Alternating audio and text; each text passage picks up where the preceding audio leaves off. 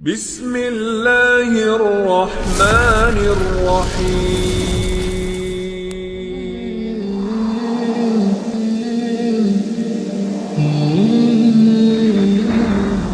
Peristiwa besar yang merupakan mukjizat Nabi SAW, Isra dan juga Mi'raj. Terjadi silang pendapat sebenarnya tentang kapan terjadinya peristiwa Isra dan Mi'raj ini. Cuman biasanya masyarakat di negeri kita ini selalu diingatkan dengan peristiwa Isra dan Mi'raj itu dikaitkan dengan bulan Rajab. Padahal ada yang mengatakan bahwa peristiwa Isra dan Mi'raj itu terjadi pada bulan Rabiul Awal tahun ke-13 Hijriah.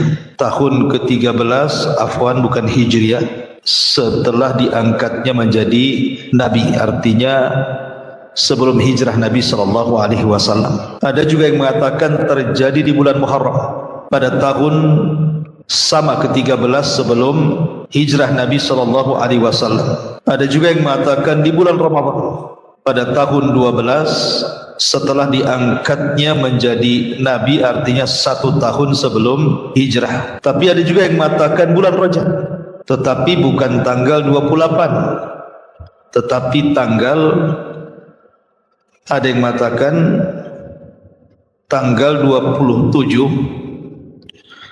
di bulan Rajab tahun ke-10 dari kenabian, artinya 3 tahun sebelum hijrah. Ada juga yang mengatakan setelah diangkatnya beliau menjadi Nabi dan Rasul 5 tahun setelahnya baru terjadi peristiwa Isra dan Mi'raj. Allahu alam, terlampau banyak pendapat kan. Ada yang mengatakan bulan Rabiul Awal, ada yang mengatakan bulan Muharram, ada yang mengatakan bulan Rajab, ada yang mengatakan bulan Ramadan, sehingga kita tidak bisa memastikan sebenarnya peristiwa Isra dan Mi'raj itu kapan.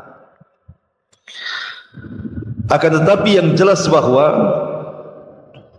peristiwa Isra Mi'raj ini harus memiliki ketulusan iman. Sebab kalau tidak memiliki ketulusan iman, susah untuk dipercaya.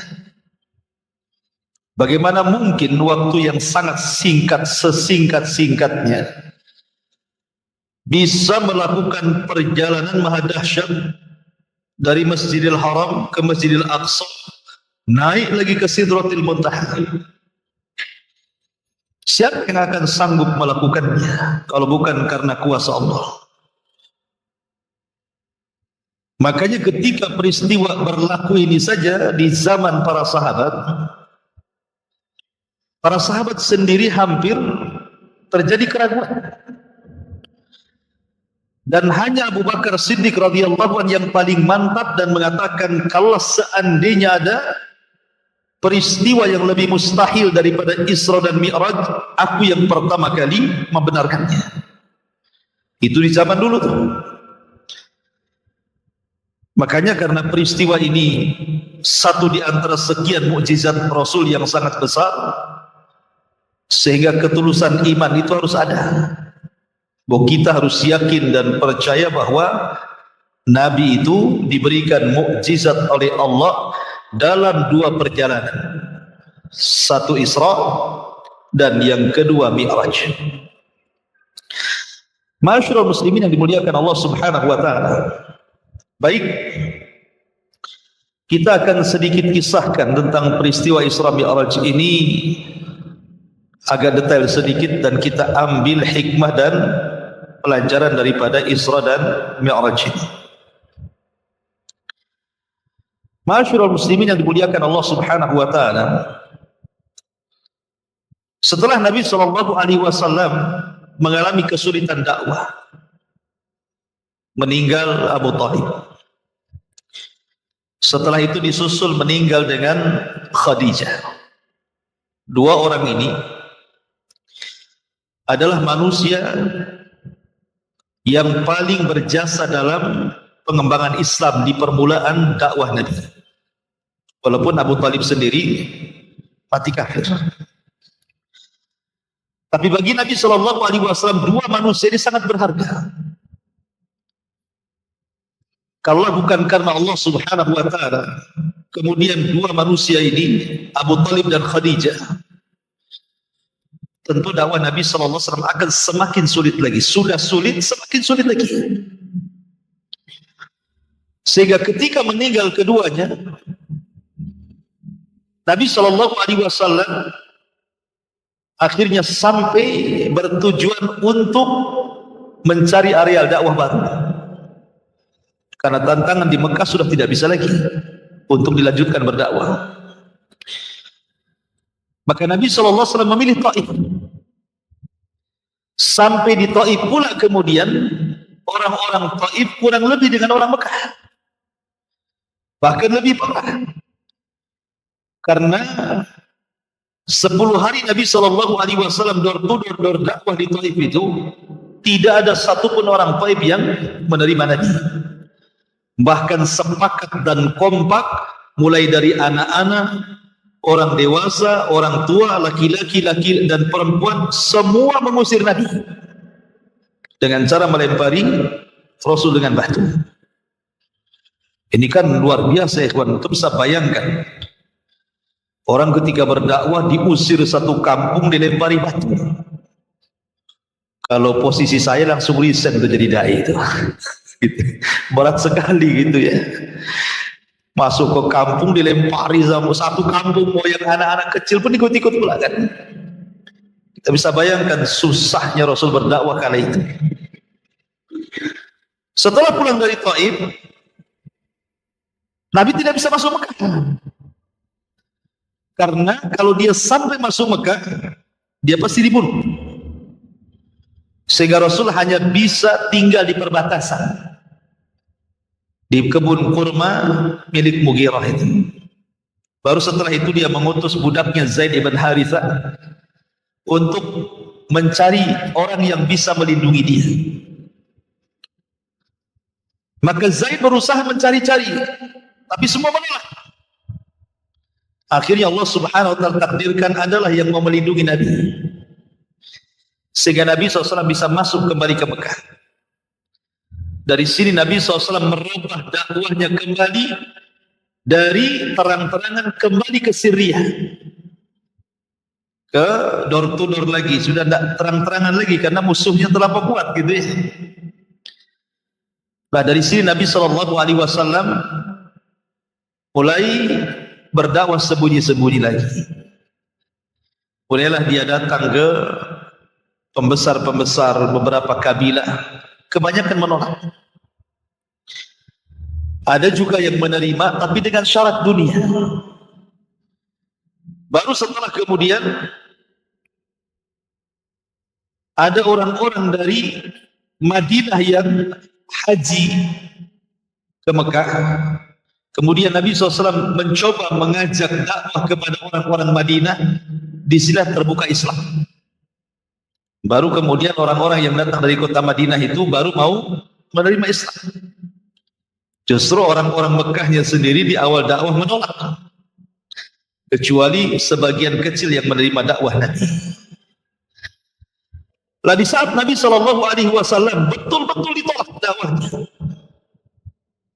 bahkan orang-orang Quraisy itu sudah mulai mengancam dengan ancaman intimidasi yang luar biasa.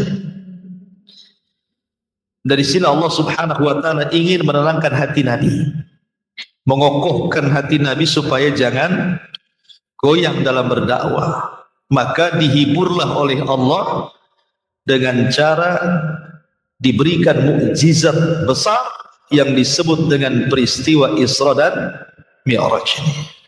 Itu kenapa kemudian awalnya Isra Mi'raj ini dihadiahkan Allah kepada Rasul. Baik. Ma'asyiral muslimin yang dimuliakan Allah Subhanahu wa Ta'ala, terkait dengan peristiwa Isra Mi'raj ini, ikhwan,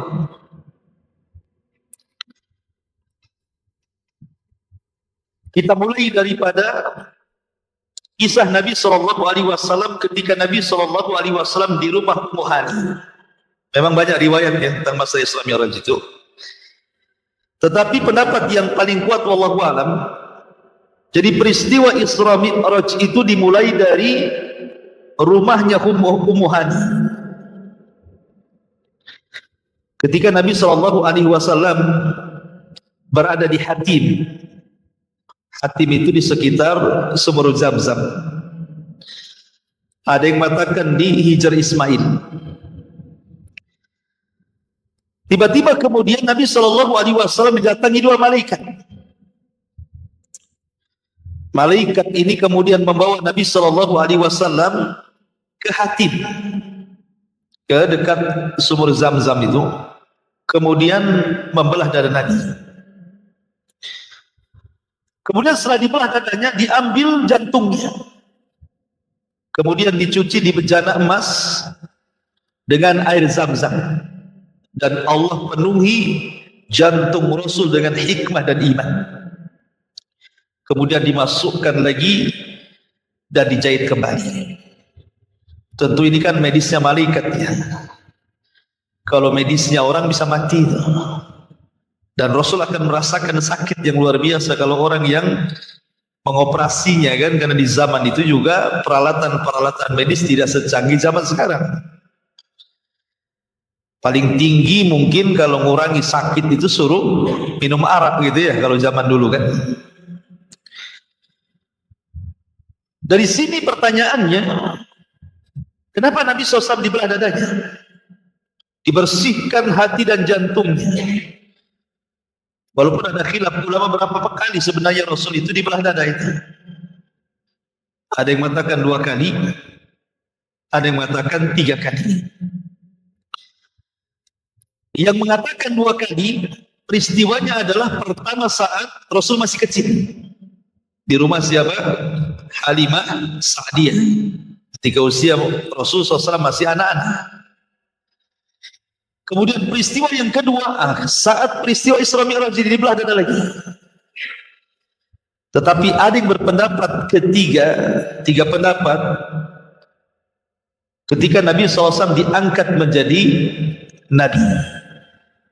Tetapi riwayat yang sahih wallahu alam, bahwa Rasul itu hanya dibelah 2 kali saja.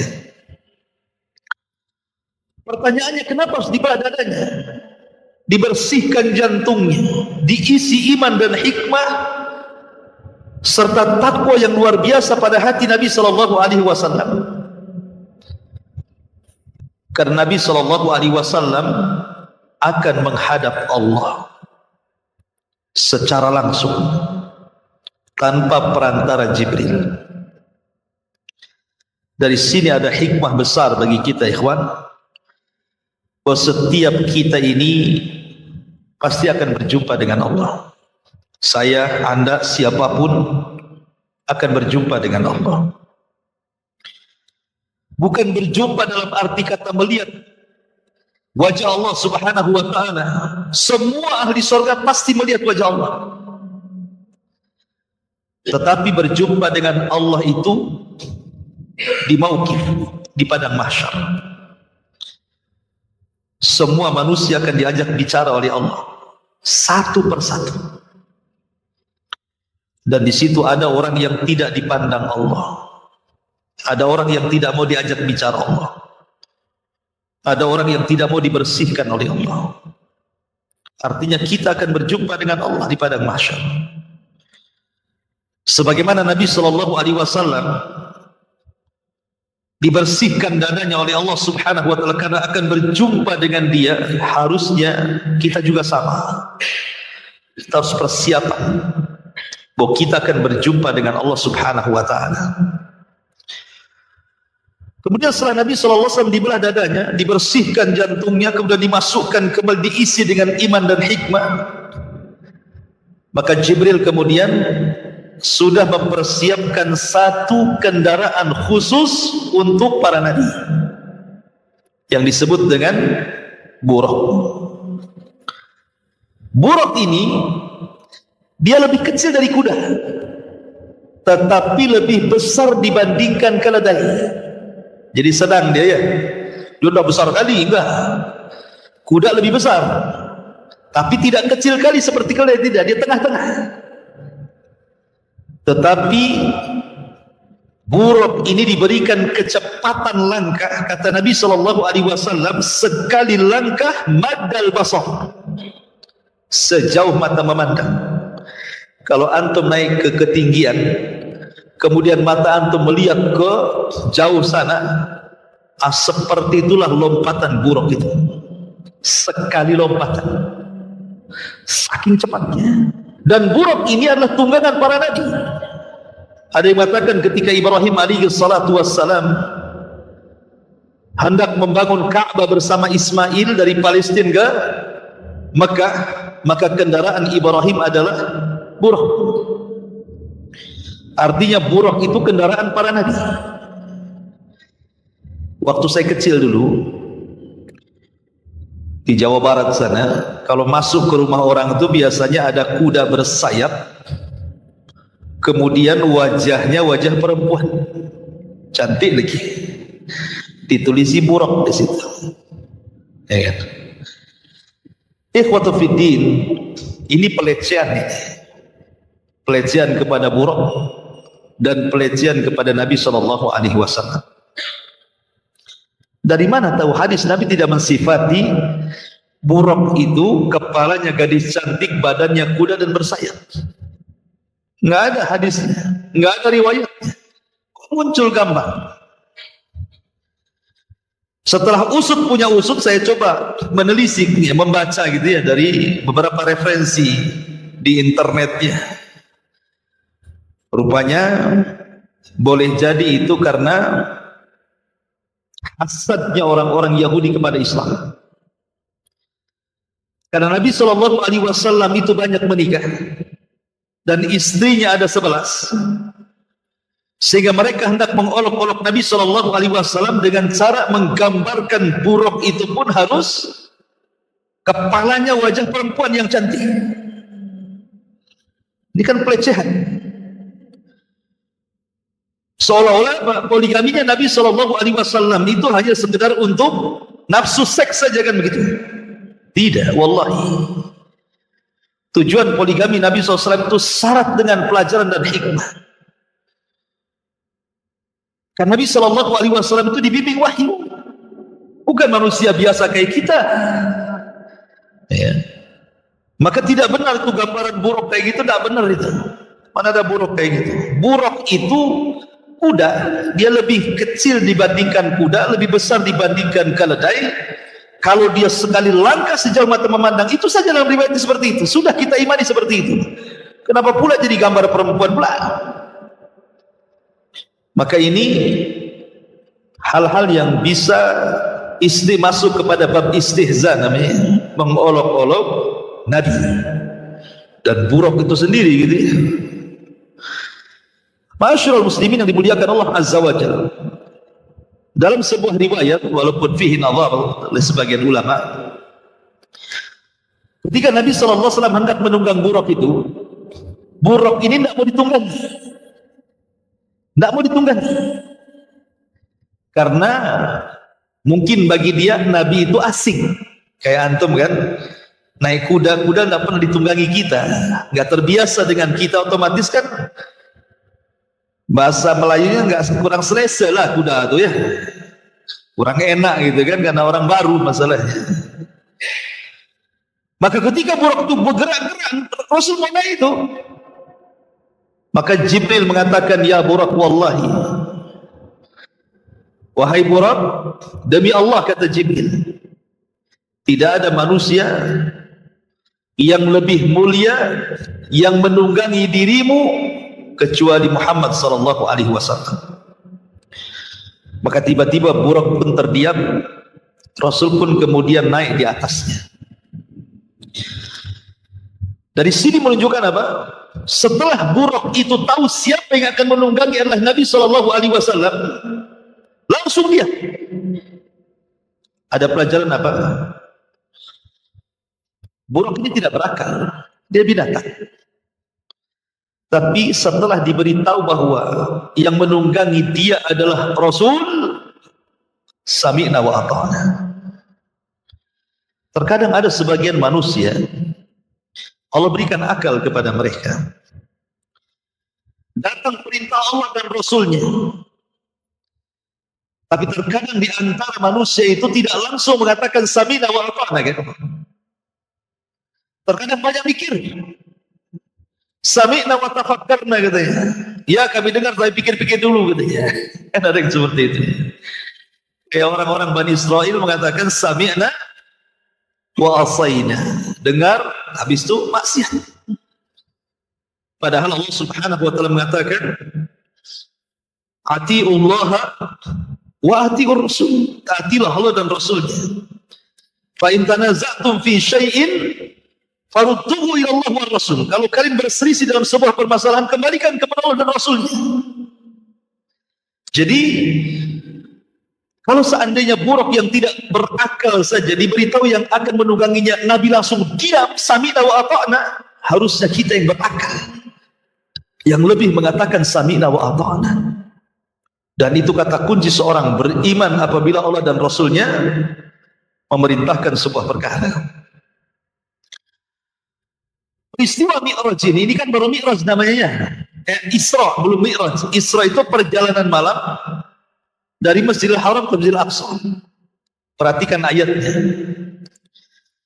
Allah mengatakan subhanalladzi asra bi'abdihi lailan minal Masjidil Haram ilal Masjidil Aqsa alladzi barakna fiha. Maha suci Allah yang telah memperjalankan hambanya. Subhanallah. Allah tidak mengatakan maha suci Allah yang memperjalankan nabinya. Allah tidak mengatakan maha suci Allah yang telah memperjalankan rasulnya. Tapi Allah katakan maha suci Allah yang telah memperjalankan hambanya dari Masjidil Haram ke Masjidil Aqsa. Apa faedahnya? Ya. Kenapa tidak kata Nabi atau Rasul saja ya? Kenapa pakai hamba? Di sini ada faedah besar yang bagus sekali, ikhwan. Nabi ini akan dinaikkan ke langit. Bahkan dinaikkan lebih tinggi dibandingkan langit. Bahkan akan melewati banyak peristiwa di langit. Bahkan akan sampai di ujung langit. Artinya Nabi akan naik ke atas. Kemudian Allah katakan kalimat abdin hamba, seolah-olah Allah Subhanahu wa taala ingin mengatakan bahwa setinggi apapun engkau wahai Muhammad, engkau tetaplah hamba. Setinggi apapun anda di dunia, tetaplah anda ini hamba. Jangan sombong. Ya. Kalau Nabi SAW saja titelnya langsung diletakkan. Allah tidak katakan asra bin nabi lailan.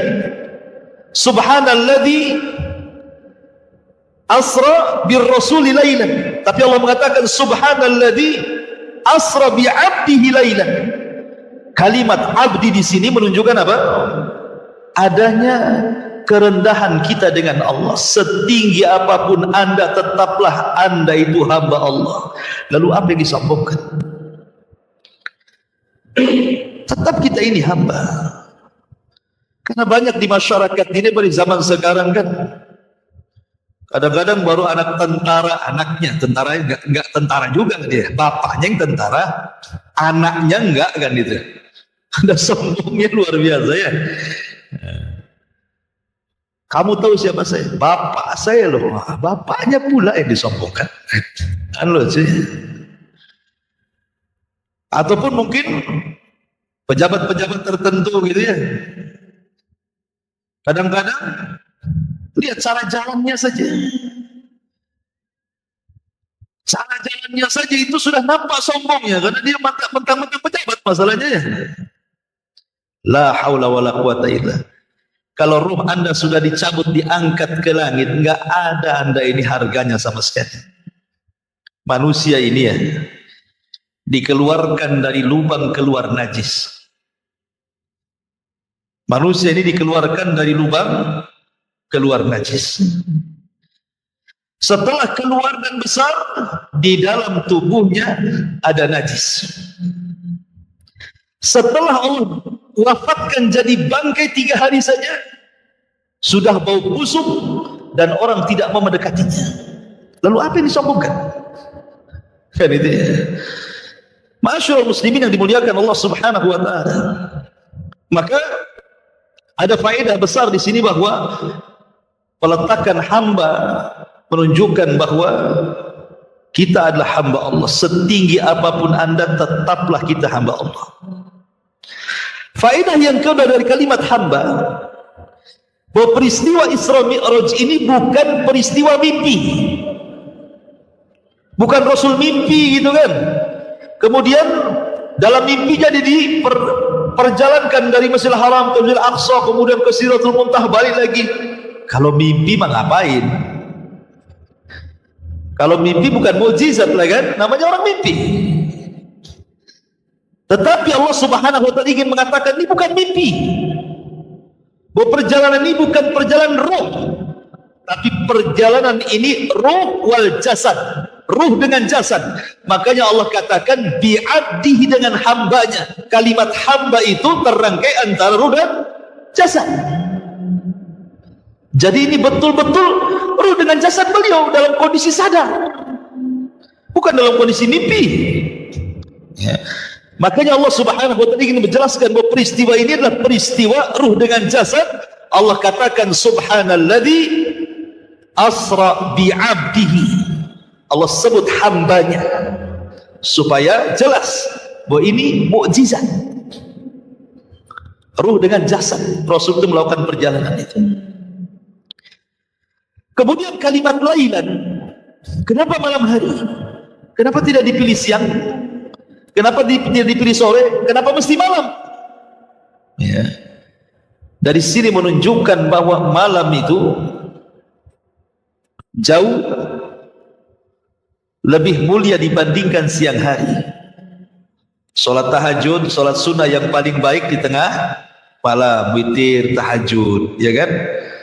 Orang baca Quran paling baik tengah malam. Termasuk Isra dan Mi'raj juga dilakukan di tengah malam. Tafakurnya kita dengan Allah yang paling baik di tengah malam. Kenapa? Karena malam itu menjauhkan kita dari riyah. Orang sedang tidur untuk ibadah, mau riyah sama siapa? Kecuali live kayak gini ya.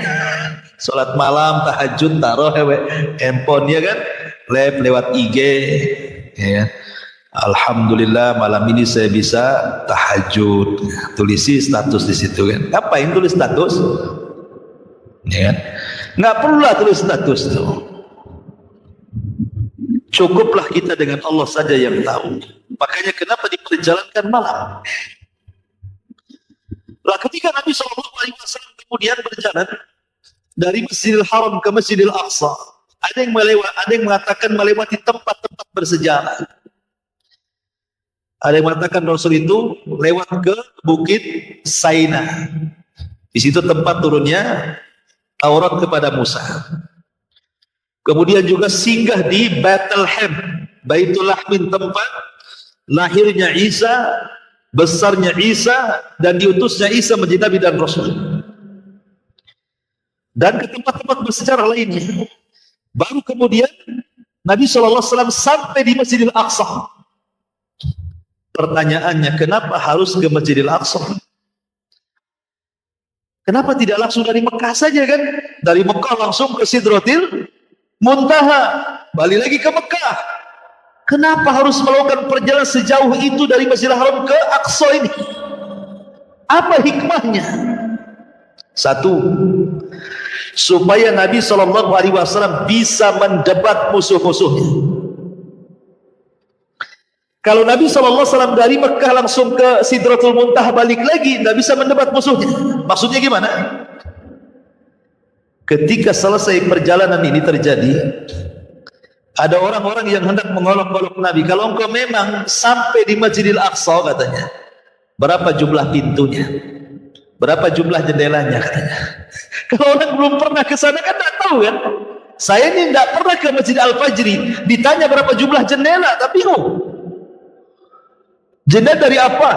dari kayu kan, dari besi kan, dari stainless kan, itu nggak tahu kan berapa jumlah ini itunya. Tapi ketika Nabi diisrakan ke Masjidil Aqsa, kemudian setelah peristiwa itu ditanya tentang bagaimana bentuk Masjidil Aqsa bagi orang-orang yang pernah datang ke sana, kemudian bertanya kepada Rasul, jawabannya benar. Pintunya sekian, jendelanya sekian, sifatnya seperti ini. Nabi belum pernah ke sana. Menunjukkan apa? Kebenaran perjalanan itu kan. Makanya harus dilewatkan ke sana, supaya bisa membantah bahwa peristiwa ini benar adanya gitu, maksudnya ya, bukan bohong-bohongan. Yang kedua, bahwa Masjidil Aqsa itu kiblatnya para nabi. Kiblat seluruh para nabi itu Masjidil Aqsa. Dan Nabi SAW mengatakan, nahnu ma'asyirul anbiya lil'allah abuna wahid wa ummuna syattah. Kami para nabi ini satu turunan, bapak kami satu, ibunya yang banyak. Sehingga kemudian para nabi pernah berkumpul di Masjidil Aqsa. Maka nabi juga sama, bagian dari para nabi ikut serta di Masjidil Aqsa. Bahkan Rasul sholat di belakang arwah para nabi. Beliau menjadi imam, makmumnya arwah para nabi, untuk menunjukkan bahwa dia adalah sayyidul anbiya'i wal mursalin, pemimpinnya para nabi, karena yang sholat di belakang para nabi. Kemudian juga supaya kita jangan pernah lupa dengan Masjidil Aqsa.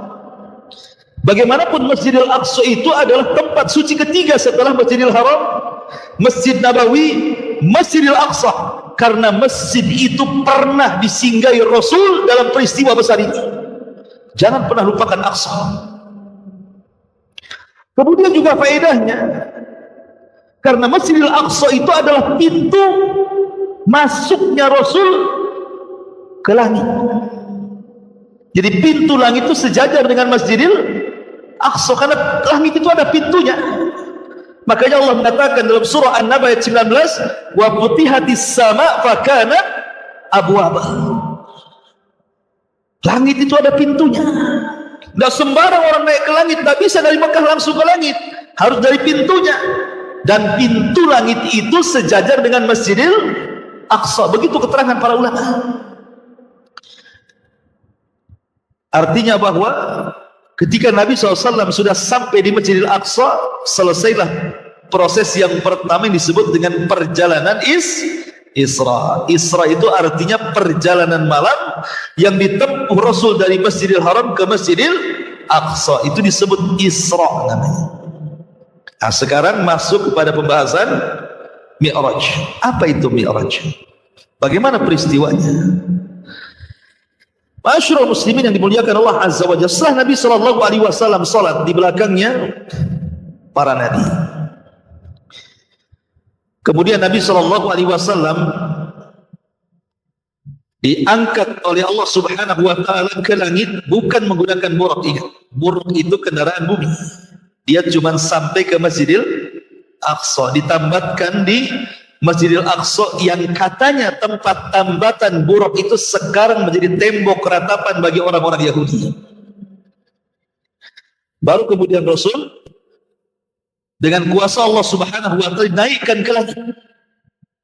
Bagaimana caranya wallahu a'lam, itu kuasa Allah. Yang jelas Jibril menemani Nabi SAW sampai ke langit. Ketika sampai di langit pertama, maka Jibril itu Sayyidul Malaika, ingat ya, pemimpinnya malaikat. Semua malaikat tunduk kepada Jibril, karena dia pemimpinnya. Tetapi walaupun demikian, Jibril ketika masuk ke pintu langit tetap minta izin kepada security langit itu, dan minta izin. Subhanallah, malaikat itu beda dengan manusia. Wa yaf'aluna ma yu'marun, mereka hanya melakukan yang diperintahkan Allah. Sehingga tidak sembarang orang keluar masuk langit itu. Makanya penjaga langit mengatakan, "Man, siapa kamu?" Kata Jibril, "Saya Jibril." Dalam hadis begitu, "Saya Jibril." Subhanallah. Jibril ini pemimpin malaikat.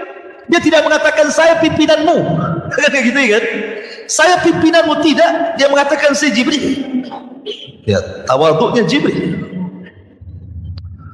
Ini yang naik ini dua pemimpin. Satu pemimpin malaikat, satu pemimpin manusia dan jin. Rasul itu sayyidul awalina wal akhirin, sayyidul anbiya'i wal mursalin, pemimpinnya orang awal dan orang akhir dari kalangan manusia dan jin, pemimpinnya para nabi dan rasul, berjalan dengan pemimpin para malaikat. Ini dua pemimpin nih yang naik nih, bukan sembarang. Tapi security langit ini tetap tanya, siapa tuh? Jibril. Siapa yang bersama Jibril? Muhammad. Ya. Apakah Allah sudah perintahkan Muhammad boleh naik katanya? Awaqad uhiya ilaih. Apa dia sudah diperintahkan boleh naik? Subhanallah, detailnya seperti itu. Padahal Jibril kan pemimpin para malaikat, masa nggak yakin dengan Jibril?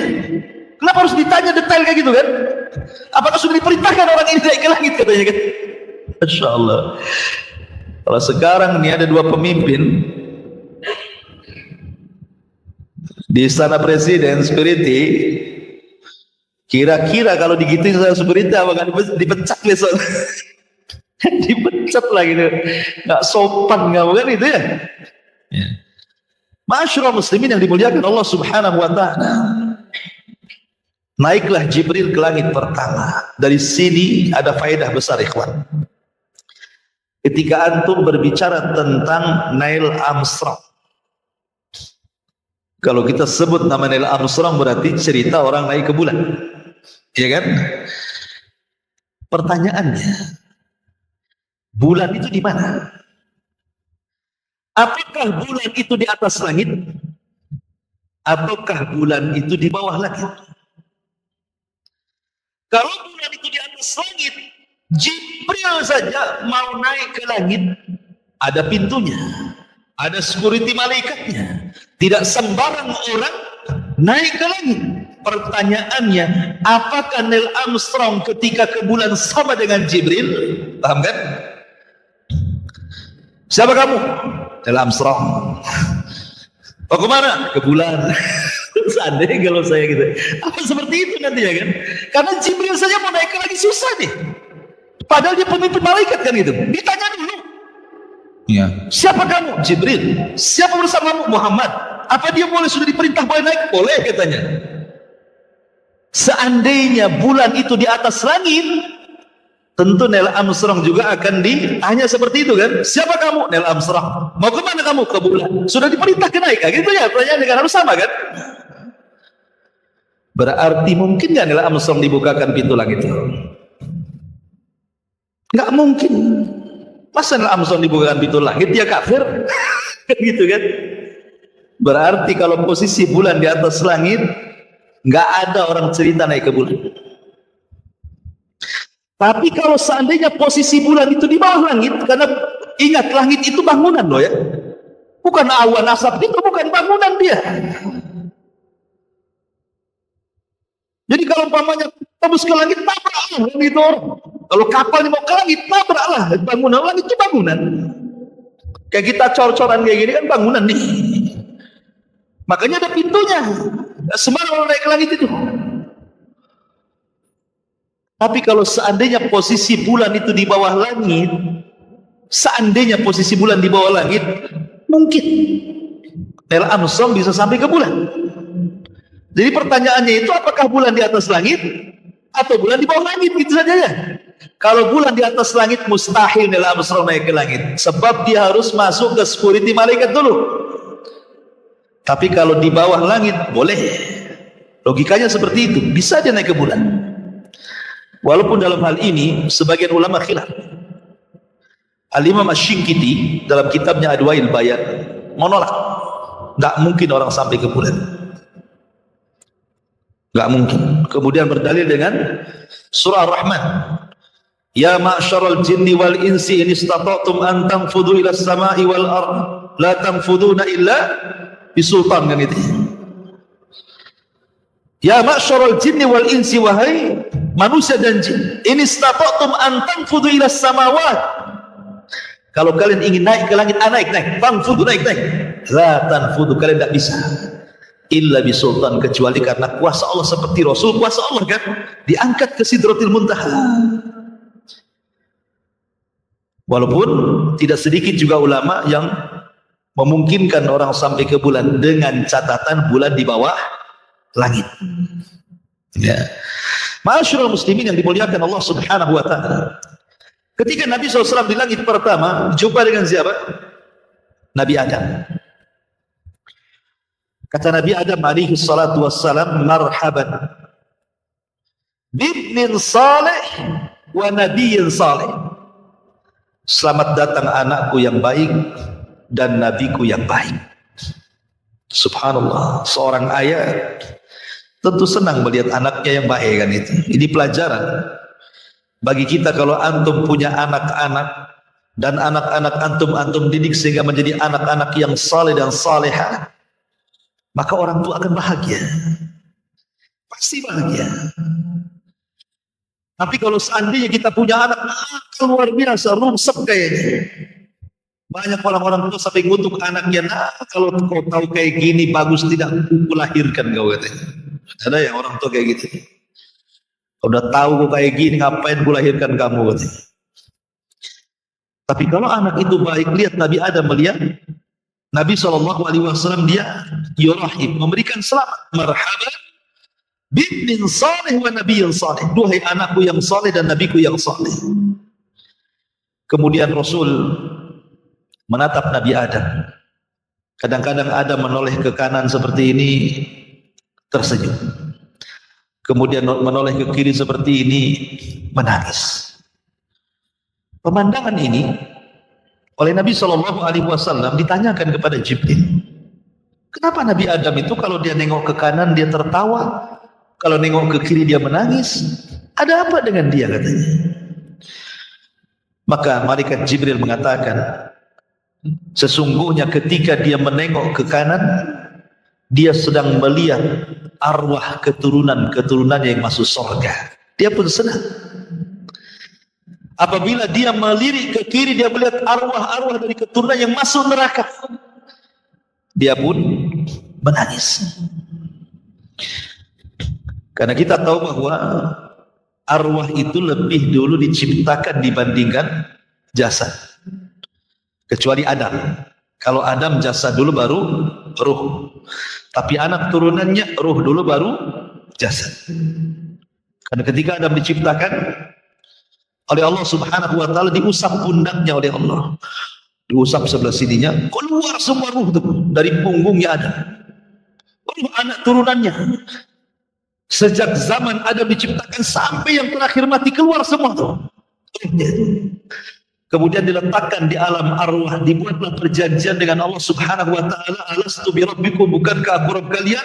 Maka semua orang mengatakan qalu bala, iya, engkau Rabb kami. Antum tidak ingat saja, antum pernah di alam itu. Ya. Jadi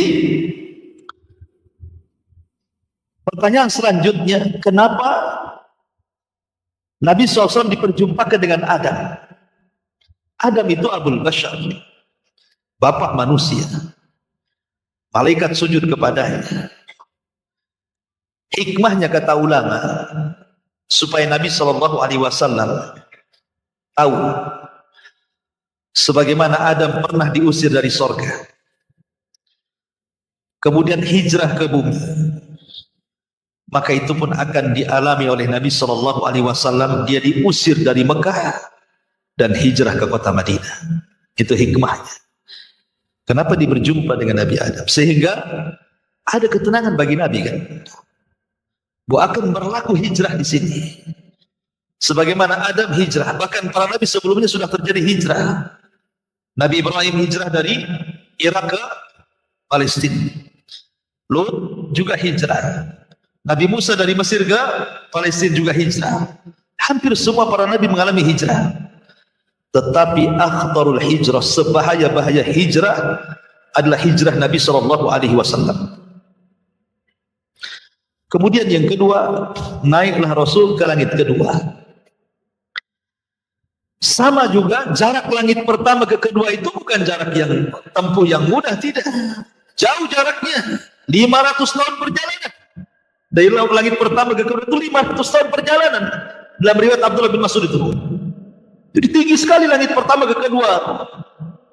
Sama dengan tingginya bumi dengan langit yang kita lihat.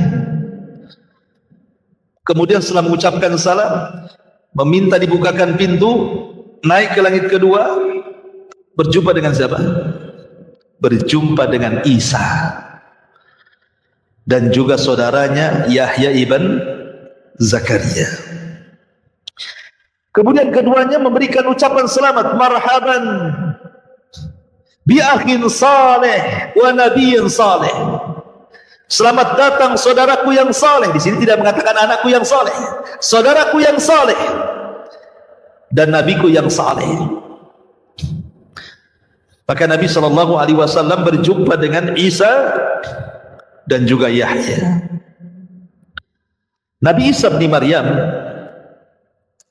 belum meninggal, sehingga Nabi SAW berjumpa dengan Isa itu ruh dan jasad. Karena Isa kan belum mati, belum meninggal. Jadi masih dengan ruh dan jasadnya di langit kedua itu. Karena Allah mengatakan bal rafa'ahullahu ila sama, bahkan kami angkat Isa ke langit.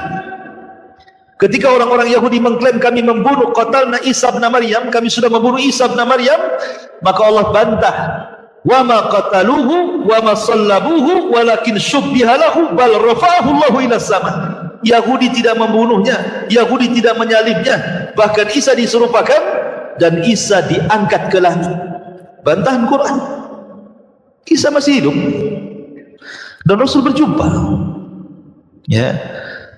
Kemudian berjumpa dengan Yahya. Apa hikmahnya perjumpaan? Kenapa mesti berjumpa dengan Isa dan Yahya? Kenapa tidak nabi-nabi yang lain? Kan banyak 25 nabi. Nabi Sulaiman kah di situ? Nabi Daud kah? Kan begitu. Nabi Soleh, Nabi Hud, kan banyak para nabi itu. Kenapa diperjumpakan dengan Isa dan Yahya? Di sini ada hikmah pelajaran. Sebagaimana Yahya dibunuh oleh orang Yahudi dengan cara sadis, dipenggal lehernya. Kemudian lehernya Nabi Allah Yahya digunakan untuk mahar wanita pelacur. Jadi Yahya itu dipenggal lehernya, betul-betul dipenggal, diambil kepalanya, jasadnya dikirim ke bapaknya. Subhanallah, antum bayangkan. Jadi dari leher ke bawah jasadnya dikirim kepada Nabi Zakaria, ayahnya. Kepalanya dibawa ke istana, dijadikan mahar wanita pelacur. Oleh siapa? Yahudi. Kemudian Isa bin Maryam dikepung rumahnya, sehingga kemudian kalau bukan karena pertolongan Allah Subhanahu wa Ta'ala, Isa pun akan dibunuh juga, karena sudah dikepung tentara itu rumahnya. Kemudian Isa mengatakan kepada murid-muridnya, siapa di antara kalian yang mau kuserupakan wajahnya denganku, kujadikan kalian temanku di sorga. Tidak ada yang mau, karena tahu mau dibunuh. Tapi ada muridnya yang paling muda siap menggantikan posisi Isa. Barulah kemudian Isa diangkat ke langit. Ibrahnya apa? Sebagaimana Isa dan Yahya itu dirongrong orang-orang Yahudi, maka Rasul pun sama akan menghadapi rongrongan dari orang-orang Yahudi. Dan menjadi kenyataan. Ketika Nabi SAW di Madinah dihadapkan dengan 3 Yahudi besar, Bani Quraidah, Bani Qunaiqa, Bani Nadir. Adapun Bani Nadir hendak membunuh Nabi SAW dengan cara apa? Mengambil batu besar, naik ke atap, kemudian akan ditimpakan di kepala Nabi. Karena ketika itu Nabi hendak bermusyawarah dengan Bani Nadir. Maka pembesar Bani Nadir mengatakan, oh iya, nanti kalau Muhammad sudah datang, sudah bermusyawarah di sebuah ruangan, satu orang naik ke atap, bawa batu, lempar kepalanya, katanya. Dibunuh. Tapi Rasul datang Jibril, jangan berangkat, mereka sudah merencanakan pembunuhan. Rasul nggak jadi. Bani Quraidah, ketika Nabi SAW pulang dari Khaybar, menang dalam perang Khaybar, kemudian pura-pura menjamu Rasul dan para sahabat. Daging yang diberikan kepada Rasul dikasih racun. Dan Nabi sempat memakan racun itu. Sebab itulah Rasul meninggal. Diracun. Ya, walaupun jarak pengaruhnya lama kan, dari perang Khaybar sampai ke 11 Hijriah. Tapi Rasul baru merasakan rasa racun itu ketika sudah dekat-dekat ajalnya. Allah hendak memilihkan kematian Rasul mati syahid. Makanya meninggal dengan cara seperti itu. Tapi lihat keganasan orang Yahudi. Kemudian orang-orang Yahudi datang kepada Labid bin Asam, seorang penyihir Rasul. Rasul disihir oleh Labid bin Asam. Siapa yang membayar Labid bin Asam untuk menyihir Rasul? Yahudi.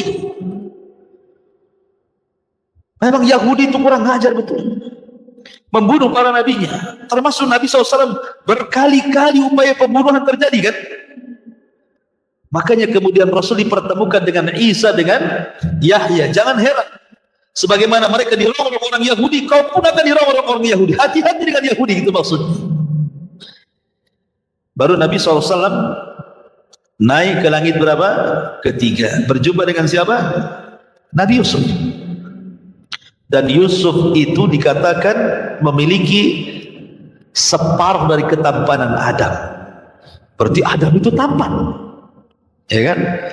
Kalau Nabi Yusuf saja separuh ketampanan Adam, wanita-wanita itu ngiris-ngiris jari sambil pegang buah. Faqatta'na aydiyahun. Mereka sampai mengiris-ngiris begini, nggak terasa darahnya nyucur gitu ya. Nengokin Yusuf belang gitu kan, saking gantengnya.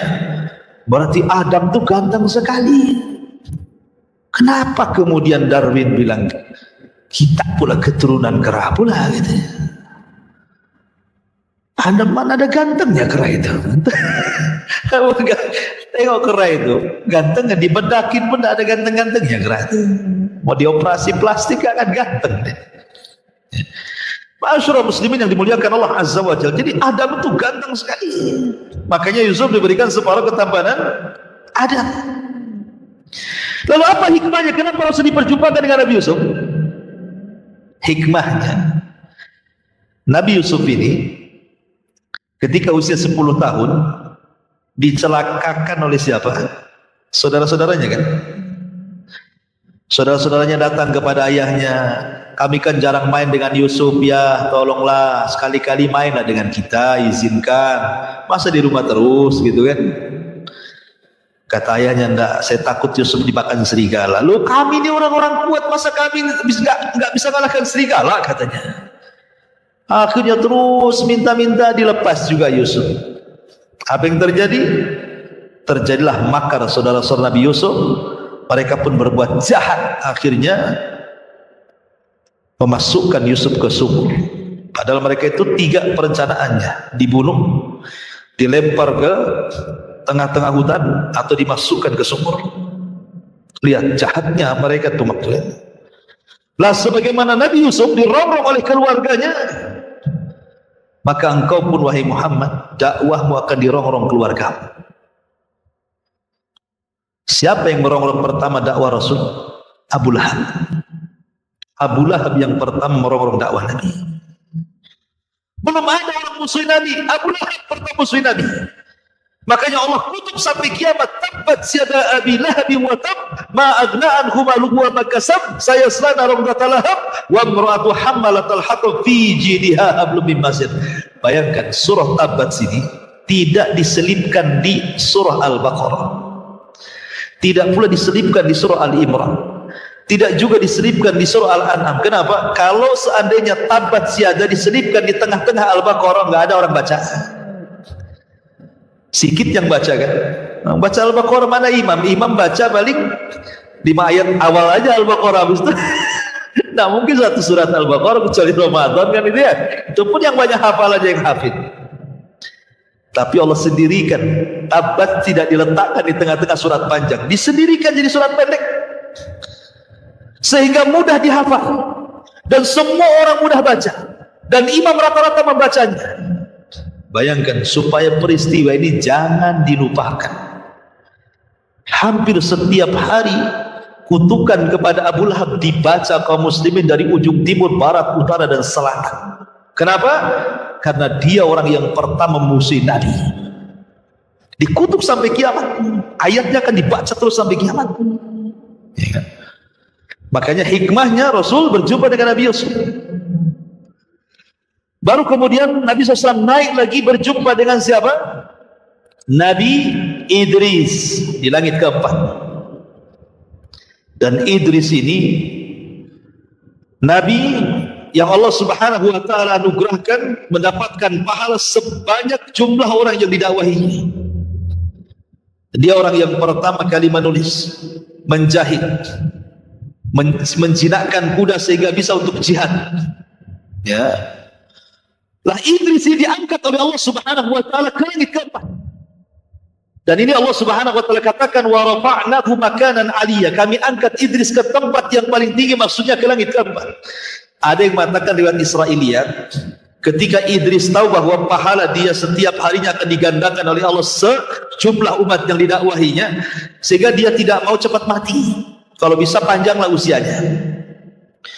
Jadi ada berdiskusi dengan Jibril, wahai Jibril, bisa enggak Allah panjangkan usia? Kata Jibril, itu wewenang hak malakul maut, tugasku bukan nyabut nyawa. Kalau engkau ingin dipanjangkan, diskusinya bukan dengan saya, dengan malakul maut, katanya kan. Kata Idris, kalau gitu di mana ya saya bisa berjumpa dengan dia, biar bisa tawar menawar kan soal usia kan. Kata Jibril, kalau kau mau aku angkat kau ke langit. Akhirnya Jibril mengangkat Idris ke langit. Ini kisah Israiliyat ya. Kemudian sampailah di langit keempat. Rupanya malakul maut sudah nunggu di situ. Jibril kaget. Belum dipanggil, dia kan pemimpin malaikat. Dia bisa manggil mana saja, namanya pemimpin kan itu. Belum dipanggil sudah ada di situ. Kata Jibril, saya belum memanggil dirimu, kenapa kau ada di sini? Kata malakul maut, aku pun heran.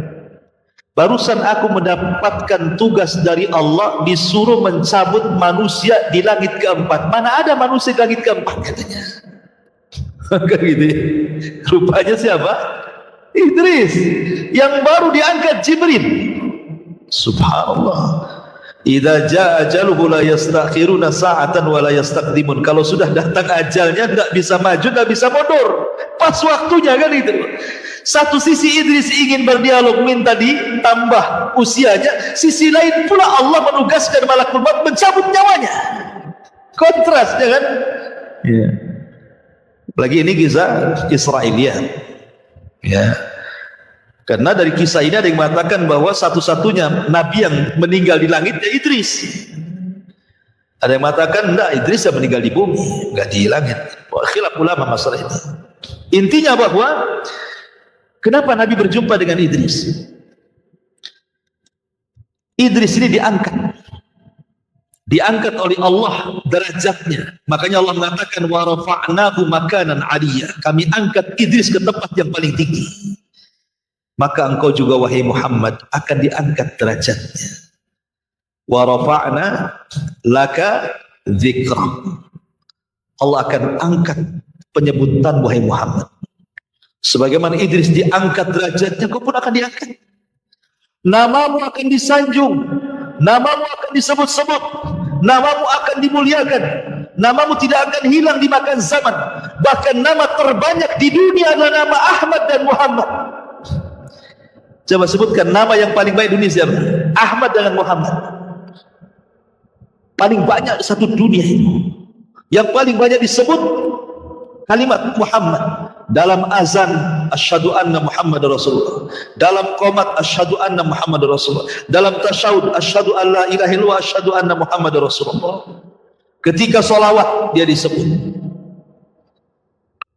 nama Muhammad itu disebut-sebut. Makanya banyak orang-orang kafir mu'alaf namanya Michael masuk Islam, Muhammad Michael. Apalagi ya, namanya akan disebut, dinaikkan oleh Allah Subhanahu wa taala. Tapi tentu Idris hanya sampai di langit keempat, Rasul ke Sidratil Muntaha, lebih tinggi lagi daripada Idris. Maka diperjumpakan dengan Idris untuk menenangkan hati Rasul. Gak apa-apa kau sekarang diejek, diolok-olok, dihinakan, direndahkan, diintimidasi. Tenang, nanti kau akan diangkat seolah-olah seperti itu. Kemudian dari langit keempat naik ke langit kelima, berjumpa dengan siapa? Nabi Harun. Harun ini jadi nabi karena syafaat Nabi Musa. Dia bukan nabi, dia saudaranya Nabi Musa. Cuman Harun ini fasih lidahnya, Musa ini pelat lidahnya. Harun ini orator, Musa ini susah ngomong. Kata Musa, ya Rabb, jadikanlah saudaraku ini nabi. Aku tidak bisa dakwah sendirian kepada Fir'aun. Dia afsahu minni lisanan, lebih fasih lisannya dibandingkan aku, kata Musa. Dan Allah kabulkan Harun diangkat jadi nabi karena syafaat Nabi Musa. Jadilah dia nabi. Cuman bedanya, kalau Nabi Harun dicintai Bani Israel, kenapa? Dia dari kecil di tengah-tengah Bani Israel, kemudian hidup bersama Bani Israel, diangkat jadi nabi, tidak lepas Bani Israel. Ketika dibawa Nabi Musa bersama Bani Israel pun meninggal di Arduti, di tengah-tengah Bani Israel. Makanya Bani Israel senang dengan Harun. Tapi Musa kecil di rumah Fir'aun, kan gitu ya. Kecil kan di rumah Fir'aun, dia gak pernah di tengah-tengah Bani Israel. Musa itu kecil-kecil rumah Fir'aun, sudah dewasa buat kasus bunuh orang, pergi pula ke tanah Arab, ke Madian, dapat istri orang Arab, kemudian pulang pula baru setelah jadi nabi bersama Bani Israel. Sehingga kedekatan Musa kepada Bani Israel tidak lebih dekat dibandingkan Harun kepada Bani Israel. Dari situlah Bani Israel lebih senang Harun dibandingkan Musa. Bani Israel lebih suka dengan Harun dibandingkan Musa. Musa lembut, Harun itu lembut sekali. Ingat ketika kasus Bani Israel menyembah patung anak sapi, kemudian Musa datang, ditarik janggutnya Harun, ditarik rambutnya Harun oleh Musa. Kenapa kau sesatkan Bani Israel? Kata Harun, aku sudah berusaha meminta agar mereka jangan menyembah patung anak sapi itu. Dan tapi bisa apa daya, mereka hendak membunuhku, ya aku biarkanlah. Ya. Beda aku dengan kamu, beda kelas. Kau ditakuti Bani Israel, aku tidak ditakuti, katanya kan. Ya. Jadi Harun lembut sekali gitu ya. Jadi orang-orang banyak suka dengan Harun dibandingkan dengan Musa. Lah Rasulullah SAW diajarkan ketika berjumpa dengan Harun, jadilah kau seperti Harun dalam berdakwah, lembutlah dengan umat. Wa in kunta faddan ghalidhal qalbi lan faddu min haulik, ya Muhammad, kalau engkau keras kepada umatmu ketika berdakwah, hilanglah semua itu. Mereka lari, gak mungkin mereka menerima dakwah. Makanya Allah mengatakan, maka narifku fi syai'in illa zana. Tidaklah sebuah kelembutan digunakan untuk apapun kecuali pasti menghiasinya. Tidaklah kekasaran digunakan dalam apapun kecuali mengotorinya. Jadi Rasul diajarkan agar lembut. Dari situlah Rasul sallallahu alaihi wasallam adalah selembut-lembut manusia dalam berdakwah. Ud'u ila sabili rabbika bil hikmati wal mau'izatil hasanah wajadilhum billati hiya ahsan. Laqad kana lakum fi Rasulillahi uswatun hasanah. Kemudian setelah berjumpa dengan Harun, Rasul naik ke langit ke-6, berjumpa dengan siapa? Musa, kalimullah. Ya. Nabi Musa ketika berjumpa dengan Rasul menangis dia. Menangis. Kemudian dia mengatakan, seraya mengisyaratkan kepada Nabi SAW, bagaimana mungkin anak semuda ini, kata Nabi SAW disyaratkan kepada Rasul, bagaimana mungkin anak semuda ini yang diutus di akhir zaman, tetapi umatnya lebih banyak masuk surga dibandingkan umatku, katanya. Ini bukan hasad, cuman Nabi Musa memuji Rasul gitu. Bagaimana bisa anak muda ini diutus di akhir zaman, usianya pendek, tapi umatnya paling banyak dibandingkan umatku, yang masuk surga jauh lebih banyak dibandingkan umatku masuk surga, katanya. Sedih Nabi Musa, iri dengan Rasul. Harusnya seperti itu. Antum kalau melihat dunia, lihat ke bawah. Kalau lihat agama, lihat ke atas. Maksudnya apa? Lihat dunia, jangan ke bawah, jangan ke atas, pegel. Ya Rob, kenapa lah tetangga sebelah itu enak kali lah usahanya. Kemarin beli mobil, sekarang nambah lagi beli, dari tingkat pula. Apa kerjanya orang itu? Punya tuyul kali. Kadang-kadang kan aneh gitu ya. Antum kalau si nengok orang pegel nih, nengok terus tuh pegel nih kawan. Coba antum negak gini sih pegel. Coba lihat ke bawah, bersyukur antum. Alhamdulillah saya walaupun ngontrak-ngontrak tapi tak kayak orang itulah tidur di bawah jembatan kan itu ya. Bersyukur dia. Ada syukurnya gitu loh kalau lihat ke bawah. No? Itu kalau dunia.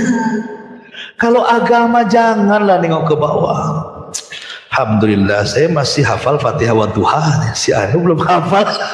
Kapan antum mau hafal lebih itu kapan kalau gitu caranya? Harusnya antum nengok ke bawah, ke atas kalau agama kan. Aduh si Anu Al-Baqarah hafal, masa saya nggak bisa hafal? Saya harus hafal juga.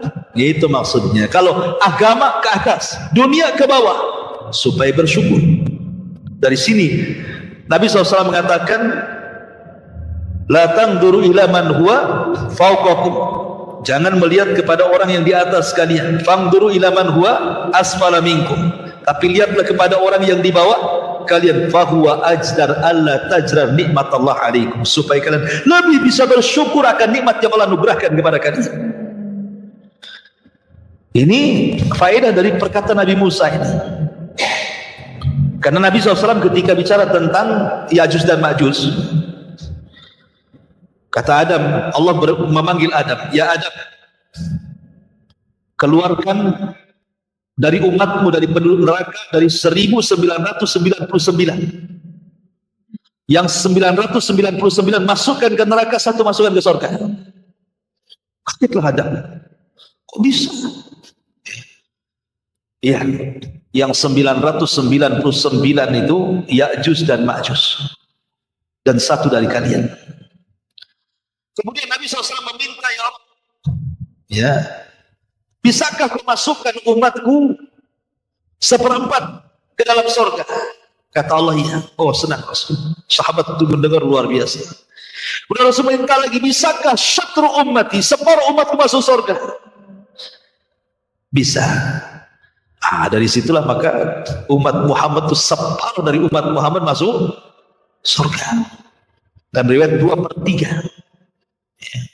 Makanya Musa mengatakan, kok bisa anak muda ini lahir paling belakang, diutus paling belakang, kok umatnya paling banyak masuk surga dibandingkan diriku kan begitu ya. Tapi apa faedahnya coba? Kenapa Nabi SAW harus diperjumpakan dengan Nabi Musa? Musa itu Nabi yang paling sayang dengan kita. Makanya kalau antum bacakan, paling banyak kisah Musa dicantumkan dalam Quran. Termasuk umatnya Bani Israel lebih banyak diceritakan dalam Al-Quran. Padahal umat-umat terdahulu banyak. Ada kaum Ad, kaum Samud, kaum Madian, kaum Sodom. Tapi Bani Israel yang paling banyak diceritakan. Karena Nabi yang paling sayang dengan Rasul dan umatnya itu adalah Nabi Musa. Coba bayangkan, kalau Nabi Musa tidak ngomong sama Rasul, apa yang Allah perintahkan kepada? Kata Rasul, 50 waktu sholat. Apa kata Musa? Laqad jarrabtu Bani Israel fala yastati'un. Aku sudah coba ibadah seberat itu kepada Bani Israel, gak sanggup mereka. Sebaiknya kau naik lagi ke atas. Coba minta keringanan. Yang meminta keringanan Rasul. Siapa yang nyuruh? Nabi Musa kan? Jadi Musa itu sayang juga dengan kita kan itu. Seandainya Nabi Musa nih tidak ngomong seperti itu kepada Rasulullah, kemudian Rasul langsung turun ke bumi, kemudian kita diwajibkan sholat 50 waktu, ikhwan. Jangan lagi cerita 50 waktu. 5 waktu saja alasannya satu gudang. Maghrib capek, males jamaah, kadang-kadang tinggal maghrib, waktu isya udah ngantuk, gak ada tidur. Nanti subuh sibuk persiapan kerja. Apalagi coba alasannya kan? Apa aja alasan orang sholat itu? Ya kan? Ini baru 5 waktu loh ya. Cemana 50 waktu? Nak berapa banyak lagi alasan antum? Alasannya bukan segudang lagi, itu bergudang-gudang alasannya kan itu. 5 waktu macam-macam alasannya. Coba sayangnya Nabi Musa loh ya. Umatmu nggak sanggup, minta lagi keringanan. Masya Allah. Syukur tuh sama Nabi Musa kan gitu ya. Karena dia nyuruh Rasul untuk minta keringanan. Akhirnya Nabi SAW kemudian minta keringanan 5 dari 50, 45, 40, 35, 30, 25, 20, 15, 10 sampai terakhir 5 kan gitu ya. Coba bayangkan. Semua ini upaya Nabi Musa. Karena Rasul itu Nabi yang paling pemalu. Rasul itu pemalu sekali. Dia kalau diperintah itu tidak mungkin tidak dilaksanakan. Dan tidak mau tawar-tawar. Itu malunya Rasulullah itu. Rasul manusia yang paling malu, akhlaknya luar biasa. Sehingga apapun diperintahkan Allah, laksanakan, itu modelnya kan. Tapi Musa merayu, jangan. Aku pernah loh melakukan ini kepada Bani Israel. Bani Israel badannya kuat-kuat, umatmu lemah-lemah. Bani Israel gede-gede, umatmu kecil-kecil. Aku sudah coba yang seperti itu jangan kuat, apalagi umatmu katanya kan. Nah, akhirnya Rasul ikut sarannya Nabi Musa, naik lagi ke langit, minta lagi keringanan, kan luar biasa. Ya. Lalu kenapa kemudian Nabi SAW berjumpa dengan Musa? Apa hikmahnya? Nabi Musa ini orang yang paling sabar ketika berdakwah di tengah-tengah Bani Israel. Macam-macam ujian. Makanya Rasul mengatakan, laqad udhiya akhu Musa katsira fasabara. Sungguh saudaraku Nabi Musa itu banyak kali lah ujiannya di tengah-tengah Bani Israel itu, tapi dia Nabi yang sabar luar biasa. Macam-macam fitnah Bani Israel itu, diturunkan mukjizat beriman, nanti kufur lagi, minta mukjizat diturunkan lagi, kufur lagi, diturunkan mukjizat, begitu saja Bani Israel itu. Sampai terakhir mereka memfitnah Nabi Musa gara-gara nggak mau mandi sama mereka. Jangan-jangan Musa ini mungkin bahasa kitanya ada kurapnya mungkin itu di badannya itu, masa mandi saja harus sendiri katanya. Atau jangan-jangan Musa itu nggak ada ototnya, jangan-jangan kayak perempuan tuh badannya katanya. Kok nggak mau mandi sama kita? Oh, zaman dulu kan mandi di rame-rame. Jangan kan zaman Nabi Musa, zaman kita kecil-kecil di kampung saja di sungai mandi bareng-bareng nyemplung kan itu ya. Nabi Musa itu pemalu. Sampai bayangkan kehormatannya dicela sama Bani Israel, gak dihormati. Tapi Allah membantu nabinya ketika Nabi Musa mandi, bajunya ditaruh di batu, batunya jalan. Kok jalan sampai Nabi Musa telanjang itu, batunya jalan. Rupanya batu itu lewat kepada Bani Israel yang sedang mandi. Nabi Musa ngejar batu itu, dia telanjang. Terbelalalah semua Bani Israel dengan keindahan tubuh Nabi Musa. Oh, rupanya apa yang dituduhkan tidak benar nih katanya. Dia orang yang paling indah, yang paling kekal. Sampai harus dibuktikan seperti itu. Sampai ketika Harun meninggal yang dituduh membunuh Nabi Musa, bayangkan. Harun meninggal, katanya dibunuh Nabi Musa katanya. Sampai mereka minta jasadnya, lihat jasadnya. Tampakkan jasadnya Harun kalau dia tidak dibunuh Nabi Musa. Akhirnya malaikat Jibril bawa jasadnya, tidak ada tanda-tanda pemukulan, berarti enggak dibunuh. Sampai seperti itu bayangkan ya. Tapi Musa itu sabar. Artinya bahwa Nabi diperjumpakan dengan Nabi Musa itu supaya Rasul lebih sabar lagi dalam berdakwah itu. Makanya Allah mengatakan wa tawassaw bil haqqi wa tawassaw bis sabr. Antum harus sabar ketika dakwah itu. Karena orang yang kita hadapi itu macam-macam otaknya itu. Ada yang lembut, ada yang keras, ada yang kayak batu, ada yang kayak lempung gitu ya, macam-macam orang. Kemudian yang terakhir Rasul berjumpa dengan Ibrahim. Ibrahim sedang bersandar di Baitul Ma'mur. Baitul Ma'mur itu Ka'bahnya malaikat. Al-jaza min jinsil amal. Sebagaimana Ibrahim membangun Ka'bah di bumi, maka dia disandarkan di Ka'bah yang ada di langit. Ka'bahnya para malaikat Baitul Ma'mur. Kata ulama, Ka'bah malaikat dengan Ka'bah bumi itu sejajar. Kalau ini roboh, maka kena dengan Ka'bah di bawah. Jadi sejajar, kata ulama itu. Ka'bahnya malaikat dengan Ka'bah di bumi itu satu jajar. Oh, jatuh saja kena tuh Ka'bah di bumi. Ya. Makanya ada penelitian kan, Ka'bah ini kan banyak keanehan-keanehan, ya kan? Diteliti dunia tuh. Ya, karena sejajar dengan Ka'bah Baitul Ma'mur. Baitul Ma'mur itu setiap hari 70.000 malaikat masuk sholat di situ. Kemudian keluar nggak pernah kembali.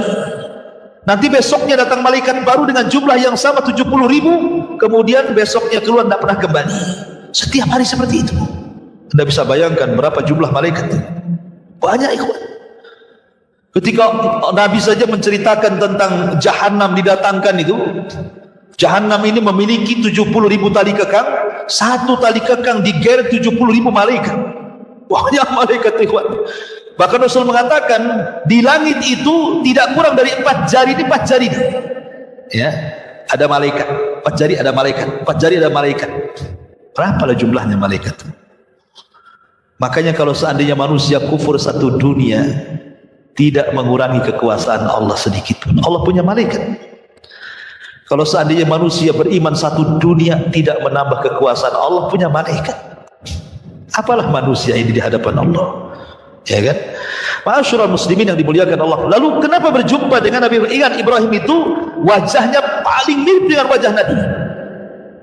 Wajah Ibrahim itu, Nabiullah Ibrahim paling mirip dengan wajah Nabi sallallahu alaihi wasallam. Dan Nabi Ibrahim ini salah satu ujiannya ada disuruh untuk menyembelih siapa? Putranya Ismail. Artinya berkorban keluarga. Dan Rasul pun akan mengalami korban keluarga. Qasim meninggal di waktu kecil, Abdullah meninggal di waktu kecil, kemudian Ibrahim meninggal di waktu kecil, Zainab meninggal walaupun sudah dewasa dan sudah menikah, tapi meninggal sebelum Rasul meninggal. Rasul menyaksikan meninggal anaknya. Ruqayyah, Rasul menyaksikan meninggal anaknya. Kemudian Ummu Kulthum, Rasul menyaksikan bagaimana Ummu Kulthum meninggal. Kecuali Fatimah. Fatimah itu meninggal sebelum atau setelah Rasul meninggal, baru 6 bulan setelahnya Fatimah meninggal. Kemudian faedah yang kedua, berjumpa dengan Ibrahim. Sebagaimana Ibrahim yang membangun Ka'bah, maka Nabi SAW pun akan senantiasa memuliakan Ka'bah dan juga umatnya sampai hari ini. Karena yang membangunnya adalah Abul Anbiya. Kemudian setelah itu Nabi SAW naik ke Sidratil Muntaha sendiri. Jibril tidak bisa mengantar Rasul sampai ke sana. Apa sih Sidratil Muntaha? Sedikit saya cerita secara ringkas ya, mohon sabar. Jadi Sidratil Muntaha dijelaskan sifat-sifatnya saja saya baca ya, biar cepat. Yang pertama, Sidratil Muntaha itu sebutkan dalam beberapa riwayat, Sumiyat Sidratul Muntaha, dinamakan Sidratul Muntaha karena tempat pohon itu merupakan puncak segala sesuatu yang naik dari bumi. Li'annahu yantahi ilaiha ma ya'ruju minal ardi. Dinamakan Sidratul Muntaha karena tempat pohon itu merupakan puncak segala sesuatu yang naik dari bumi dan yang Allah turunkan pangkalnya di Sidratul Muntaha, baik wahyu atau yang lainnya. Bisa juga dimaknai karena Sidratul Muntaha merupakan puncak yang diketahui makhluk. Lebih dari itu makhluk tidak tahu, karena pohon itu berada di atas langit dan bumi, sehingga Sidratul Muntaha merupakan puncak ketinggian di mana terhenti semua ilmu makhluk di situ. Di atasnya sudah ilmu Allah, nggak ada yang tahu. Ya. Bahkan dikatakan Ibnu Abbas dinamakan Sidratil Muntaha, pohon puncak, karena ilmu malaikat puncaknya sampai di sini. Tidak ada yang bisa melewatinya kecuali Rasul sallallahu alaihi wasallam.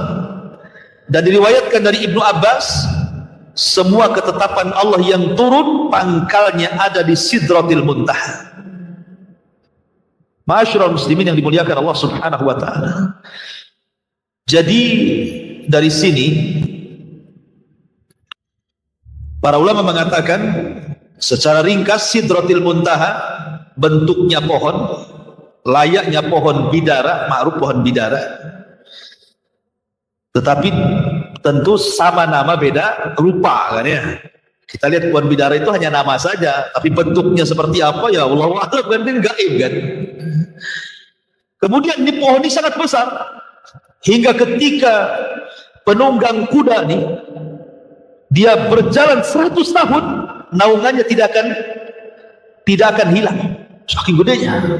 Coba Anda bisa bayangkan, antum berada di dalam pohon mangga, datang matahari, kan ada naungannya tuh, antum geser sedikit saja udah kena matahari kan. Kalau antum pacu dengan 100 tahun dengan kuda balap, jangan berhenti. Sampai di mana tuh? 100 tahun nggak berhenti itu. Seperti itulah naungan pohon Sidrah itu. Besar tuh, ya kan? Kemudian juga Sidratul Muntaha memiliki daun dan buah. Daun Sidratul Muntaha seperti telinga-telinga gajah dan buahnya seperti kendi yang sangat besar. Terdapat laron-laron dari emas. Antum tahu laron ya, laron sawah itu kan. Tapi ini emas, bukan laron-laron dari sawah kan. Laron-laron emas itu berterbangan di pohon itu. Diliputi dengan perintah Allah hingga warnanya berubah. Dan pohon Sidratul Muntaha sangat indah hingga tidak ada manusia yang mampu menggambarkan keindahannya. Dan letaknya di dekat Sidratul Muntaha itulah surga Allah Subhanahu wa ta'ala. Lah Rasul sampai di situ. Kemudian berdialog dengan Allah. Tapi Rasul tidak melihat wajah Allah. Allah itu punya tabir, dalam riwayat tabirnya cahaya, dalam riwayat tabirnya api. Di balik tabir itulah Allah berdialog dengan Rasul. Dari sinilah ada syariat yang disebut dengan salat 50 waktu tadi. Kemudian Nabi Musa berjumpa Nabi Musa, kata Nabi Musa, tawar lagi. Akhirnya dikurangi 5 jadi 45. Turun lagi kata Nabi Musa, naik lagi, dikurangi 5 jadi 30. 25, 20, 15, 10 sampai ke 5. Kata Nabi Musa, naik lagi. Umatmu tidak sanggup. Sudah 5 loh ya. Kata Nabi Musa, naik lagi. Minta keringanan, umatmu nggak sanggup. Masya Allah, seandainya Rasul naik, enak nggak tuh? Enak lah. Sholat kan gitu kan. Kan kurangnya 5 kan. Kalau tinggal 5 kata Nabi Musa, naik kurangi. Habislah. Bukan 22 kurangnya 555. Tapi Rasul mengatakan fastahyaitu rabbi, aku dah malu. Kata Rasul, enggak apa-apa 5 saja lah kan gitu. Aku dah malu, dah enggak apa-apa 5 saja. Rasul turun, baru diwajibkan salat 5 waktu kepada Rasul dan kepada umatnya.